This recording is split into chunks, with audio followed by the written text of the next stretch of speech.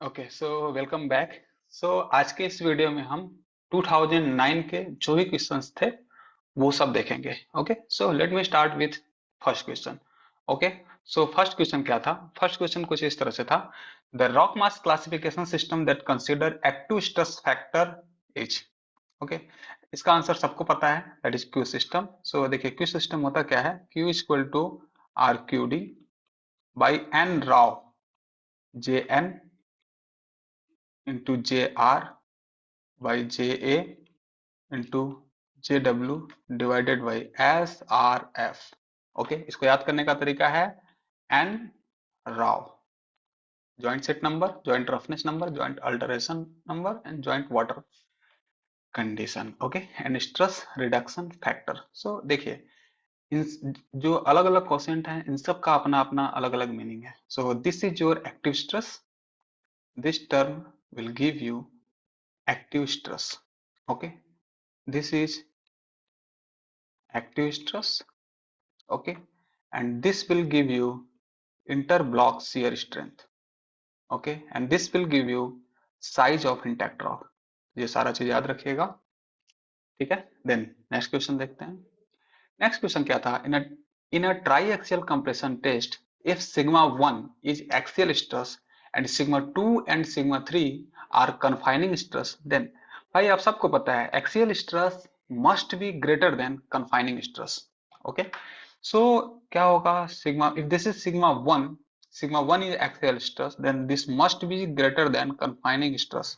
Okay भाई, sigma 2 और sigma 3 equal होगा क्योंकि this is pressure around periphery. Okay, so option number B is the right answer. Okay, then next question देखते हैं। Next question क्या था, in a long wall mining subsidence phenomena the angle of break is the angle between. Okay so देखिए first option क्या है, the vertical line at the panel edge and line connecting the panel edge and zero subsidence on the surface. Okay, so point number A क्या है, this is angle of draw, angle of draw. Okay, and B क्या है, देखिए B भी हो सकता है कुछ मीनिंग हो इसका, क्या है, the vertical line at the panel edge, okay, and the line connecting the panel edge and point of critical deformation on the surface.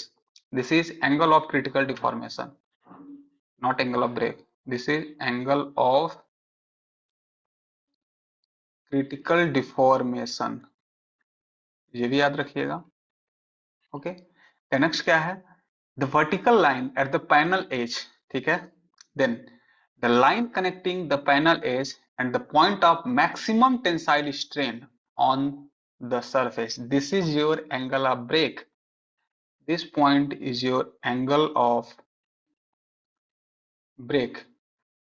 Okay, अच्छा अच्छा, पॉइंट ऑफ क्रिटिकल डिफॉर्मेशन क्या होगा, देखिए सरफेस पे एक ऐसा पॉइंट होगा, ओके, जहां पे इस सब्सिडेंस का इफेक्ट लगभग निग्लिजिबल होगा, जीरो नहीं होगा पर लगभग निग्लिजिबल होगा। ओके, सो उस पॉइंट को आप पैनल एज से जब कनेक्ट करेंगे तो एक लाइन फॉर्म होगी और जो पैनल एज पे वर्टिकल लाइन इमेजिनरी होगी, उन दोनों के बीच का जो एंगल होगा that is your angle of critical deformation, और मैक्सिमम टेंसाइल स्ट्रेन वाले पॉइंट को जब कनेक्ट करेंगे तो उसके साथ वर्टिकल के साथ जो एंगल होगा that is angle of break. Upon D का भी कुछ मीनिंग में क्या है देख लेते हैं, द हॉरिजॉन्टल लाइन बोल रहा है, ठीक है, and the line connecting the panel edge and zero subsidence on the surface. यदि जीरो सब्सिडेंस के प्लेस पे यदि ये मैक्सिमम सब्सिडेंस बोल देते, ठीक है, तो ये क्या होता, that is angle of full subsidence, this is angle of full subsidence, ठीक है।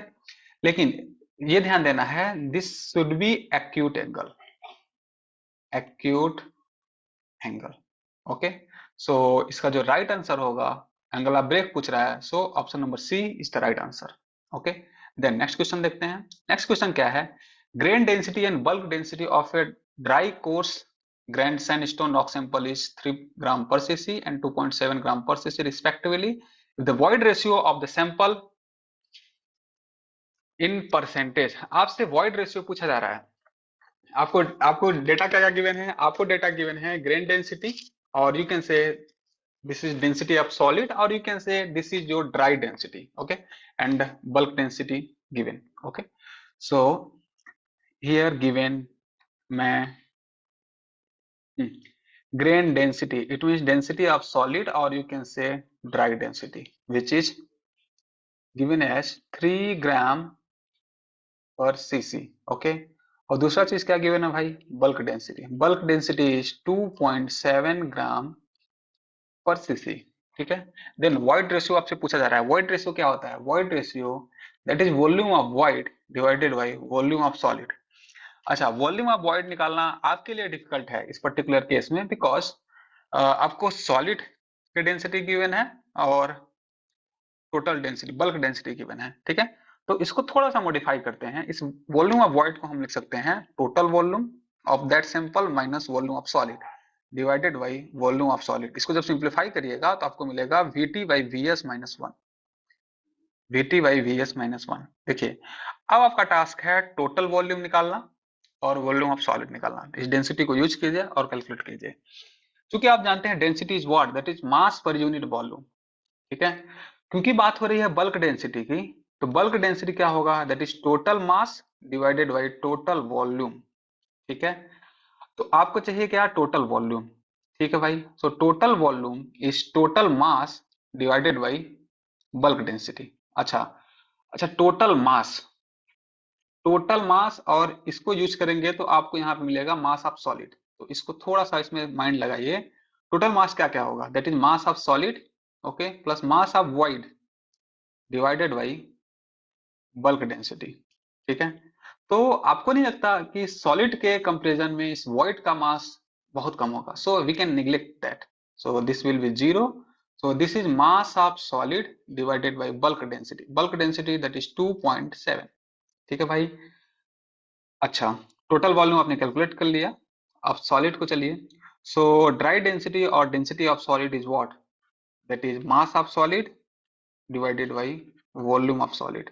आपको चाहिए वॉल्यूम ऑफ सॉलिड, तो वॉल्यूम ऑफ सॉलिड क्या होगा, that is mass of solid divided by density of solid, ठीक है। So mass of solid divided by density of solid आपको गिवन है, that is 3 gram per cc. तो ये हुआ क्यूबिक सेंटीमीटर में, ये भी क्यूबिक सेंटीमीटर में, ठीक है। तो आपको क्या मिला, देखिए यहाँ से आपको एक फॉर्मूला मिल गया, that is E is equal to VT. VT के प्लेस पे क्या रख सकते हैं आप, mass of solid divided by bulk density, mass of solid divided by bulk density divided by, तो इनटू क्या, वॉल्यूम ऑफ सॉलिड। तो volume of solid it means this is mass of solid divided by density of solid. So this is mass of solid divided by, तो नीचे होगा तो ऊपर आ जाएगा, that is density of solid minus one है already, ठीक है।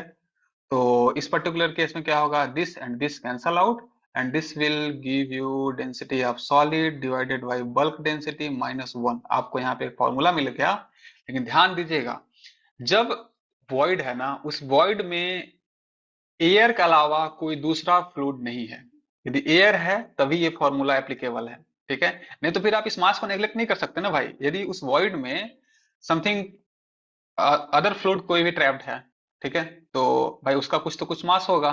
तो इस पर्टिकुलर केस के लिए ये इस फॉर्मूला को आप डायरेक्ट यूज कर सकते हैं, ठीक है। यदि कुछ बोल के ना रखा हो कि void field by something this fluid, ठीक है, तो उस पर्टिकुलर केस में इस फॉर्मूला को यूज कर सकते हैं। और सिमिलर एक और फॉर्मूला होता है for moisture content. Moisture content के लिए एक फॉर्मूला होता है that is bulk density divided by dry density minus one. भाई इसको भी, यहाँ पे भी सेम कंडीशन है। कंडीशन ये है कि वॉइड में एयर के अलावा दूसरा कुछ फ्लूइड नहीं होना चाहिए, नहीं तो फिर गड़बड़ हो जाएगा, ठीक है। तो देखिए वैल्यू पुट कीजिए, density of solid is 3, bulk density 2.7 minus one. इसको जब आप सिंप्लीफाई करेंगे तो ये आपको मिलेगा, क्योंकि आपको परसेंटेज में पूछा गया है तो आपको 100 से मल्टीप्लाई करना पड़ेगा, देन आपको मिलेगा 11.1%, okay. So option number C is the right answer, okay guys. Then next question देखते हैं। नेक्स्ट क्वेश्चन क्या है, क्वेश्चन है the ratio of uniaxial compressive strength to uniaxial tensile strength of sandstone sample or specimen is 8.8:1। The theoretical value of angle of internal friction of the specimen in degree is. देखिए sigma C I by sigma T I दे के रखा है, वो कितना है 8:1। Simple, आपको formula पता होना चाहिए, आपको एक स्टेप में कैलकुलेट हो जाएगा। सो देखिए इन्होंने क्या करके दे के रखा है, given sigma C by sigma T, because this is simple, so in टेक्ट्रॉक you can say sigma C I by sigma T I is equal to, formula क्या होता है, टू, एक्चुअली सिग्मा सी का क्या फॉर्मूला होता है, two C cos five divided by one minus sine five, sigma T two C cos five divided by one plus sine five. तो जब इसको सिंप्लीफाई करिएगा ना, तो ये आपको मिलेगा one plus sine five divided by one minus sine five. So this will be 1 plus sin phi divided by 1 minus sin phi। या तो फिर आप यहाँ से phi को सिंप्लीफाई करके कैलकुलेट कर लें, या तो फिर एक और रिलेशन होता है, that is tan square 45 plus five by to. आप इस वाले लास्ट फर्स्ट को इक्वेट कीजिए, यहाँ से इजिली कैलकुलेट हो जाएगा। देखिए sigma C I by sigma T I given है 8/1 is equal to tan square 45 plus five by two. आपको फाइव फाइव कैलकुलेट करना है, तो कीजिएगा क्या कि दोनों साइड का स्क्वायर रूट लीजिए, तो ये हो जाएगा tan 45 plus five by two plus it means is equal to √8। ठीक है, इसको जब सिंप्लीफाई करेंगे तो आपको फाइव मिल जाएगा which is 51.05 degree, 51.05 degree. So option number A is the right answer. Okay, then next question देखते हैं। अच्छा, इसके पहले आप एक चीज, आपको एक सिमिलरिटी मिली होगी लास्ट के जो हम लोग दो तीन पेपर देखे हैं, उसमें से ये जो ट्राई एक्सियल टेस्ट है ना, ये बहुत इंपॉर्टेंट है for gate point of view. ठीक है, सो यहाँ से आपको दिख रहा है लगभग अब तक हम लोगों ने जितने पेपर देखे हैं सब में एटलीस्ट एक क्वेश्चन देखा गया है। ठीक है, तो इसको आप उस बेसिस पे तैयार कर लीजिएगा। ठीक है, देन नेक्स्ट क्वेश्चन देखते हैं। नेक्स्ट क्वेश्चन क्या है, a circular tunnel is made underground where far field vertical and horizontal stresses P naught and K P naught, vertical stress this and horizontal stress this, okay, then tangential stress at the boundary पे बात कर रहा है, it means radius of tunnel is equal to radial distance. ठीक है, इसका मतलब a by are फॉर्मूले में जहां जहां आएगा उसकी वैल्यू 1 होगी। ठीक है, theta is equal to 45 degree बोल के रखा है, और पूछा जा रहा है कि इस 45 डिग्री पे जो टेंजेंशियल स्ट्रेस है वो 3p नॉट है। वैल्यू आप क्या बताइए। सबसे पहली बात, टेंजेंशियल स्ट्रेस होता क्या है, tangential stress that is p nought divided by 2, okay, into 1 plus K 1 plus K into 1 plus a² divided by r² plus 1 - k plus 1 + 3a की power 4 divided by r to the power of 4 into cos 2 theta. This is the formula. Okay, but if यदि आप boundary पे हैं उस particular case में जहां पे 1 put कीजिए, because a is equal to r, so this will be 1।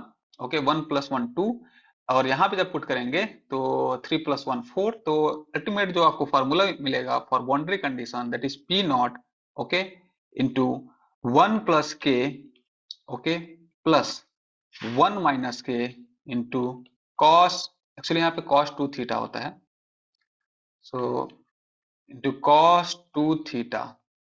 ठीक है, अब सिंपल, जब आपका सिग्मा थीटा 45 डिग्री एंगल हो तब कितना है 3p नॉट। ठीक है, कंडीशन को पुट कीजिए, 3p nought is equal to p nought, okay, into 1 + k plus 1 - k into cos 2 theta 45 into 2 that is 90, cos 90 is equal to 0। तो this complete term will be 0। Okay, आपको सिर्फ बचा a, और p और p cancel out, so 3 - 1 that is 2, k is equal to 2। so option number C is the right answer। okay, then next question देखते हैं। next question क्या है, the plane H and V represents the horizontal and vertical planes respectively as shown in the figure, which one of the following Mohr circle represents the stress condition applied in plane H and V। ठीक है, कुछ यहाँ पे इन्होंने बता के रखा है, all stresses are in mega pascal, कोई नीड नहीं इसकी हमें। फिर क्या बोला है, tau and sigma N refer shear stresses and, ठीक है भाई। फिर यहाँ पे बोला गया है, जे इंपॉर्टेंट है, जे क्या है, shear stress is positive if it tries to rotate the element in clockwise direction. जब ये क्लॉकवाइज रोटेट कर रहा है तब पॉजिटिव, एंटी क्लॉकवाइज निगेटिव। ठीक है। सो देखिए हम लोग मोहर सर्कल कैसे ड्रॉ करते हैं। Actually Mohr circle is nothing but graph between tau and sigma N. ठीक है। अच्छा सिग्मा एक्स क्या है, दैट इज 4, हम लिख दिया sigma X 4। And sigma Y, देखिए सिग्मा एक्स 4 सब में है, कोई दिक्कत नहीं है, सिग्मा एक्स। ठीक है। ओके दूसरी बात क्या है, सिग्मा वाई। एक्चुअली देखिए यहाँ पे कंप्रेशन को निगेटिव बोल के रखा है, तो दोनों सर्कल लेफ्ट हैंड साइड में है, कोई दिक्कत नहीं है।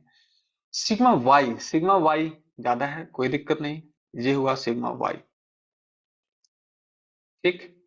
अच्छा अब देखिएगा, जो मेन कहानी है यहीं पे है। कहानी ये है कि shear stress is positive if tries to rotate in clockwise direction. देखिए जो, अब यहाँ पे बता के रखा है this is horizontal plane and this is vertical plane. अब वर्टिकल प्लेन को अभी आप नेग्लेक्ट कीजिए, तो हॉरिजॉन्टल प्लेन को देखिए, हॉरिजॉन्टल प्लेन को this will trying to rotate in clockwise direction, so sigma H will be positive, sigma H will be positive. तो देखिए सिग्मा एच किसमें किसमें पॉजिटिव है यार, सिग्मा एच इसमें पॉजिटिव है। ठीक है। सिग्मा एच इसमें पॉजिटिव है, सिग्मा एच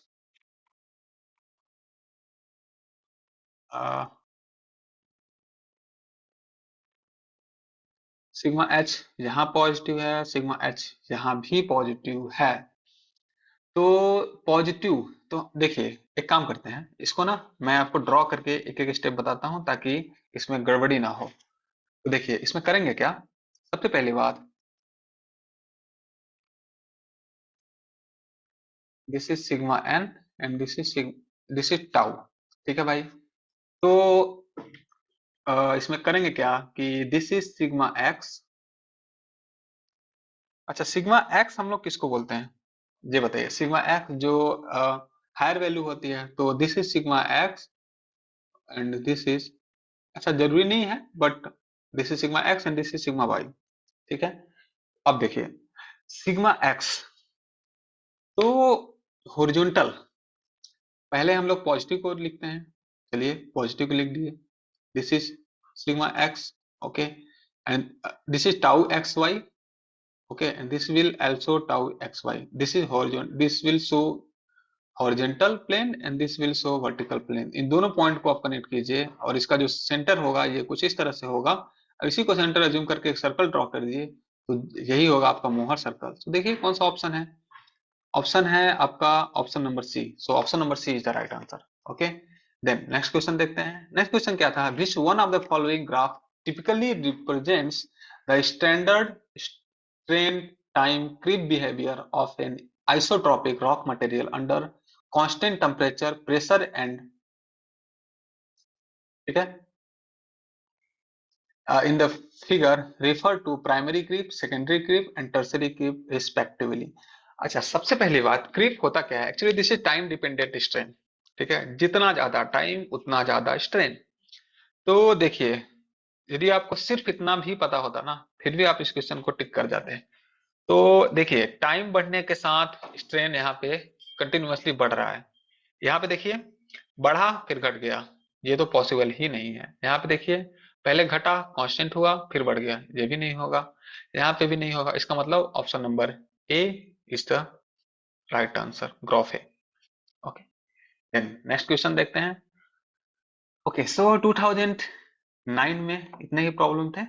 सो आज की वीडियो को यहीं पे एंड करते हैं और मिलते हैं फिर नेक्स्ट वीडियो में। Okay so thank you.